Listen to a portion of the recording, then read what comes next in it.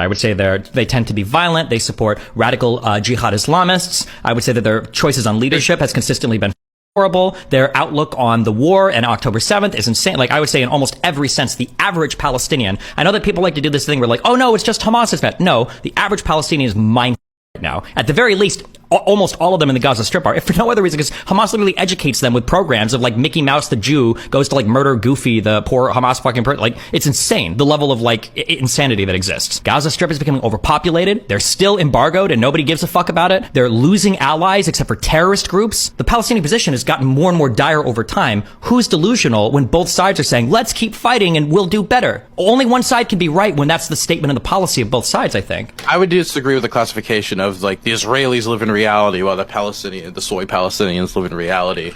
Palestinians they're delusional. It's jihadist Islamist shit now. Just to clarify, do you think that the way that Nazi Germany approached removing Jews, do you think that that was like an okay way of trying to purify their state? What, killing all of them? Well, no, they incentivized them to move out. When that didn't work, they moved them into certain neighborhoods, and then they eventually progressed up to concentration camps if they wouldn't leave or wouldn't behave or whatever. You have a group of people that you have decided are so undesirable, you want to forcibly remove them from your country. You think that any amount of treatment towards those people is going to be like humane and fair? You really think that's a reasonable expectation? I'm not saying that they're undesirables. If they were in the country and you wanted them in the country, they would be desirable. Since you want them to leave the country, they are undesirables. They're whether it's because you think they're better or worse, or they're different from you. If you label people as so different or undesirable that you don't want them in your country, how can you expect any area that they're moved into to be treated with respect? Like, the whole country would hate these people. They're literally trying to get them to leave.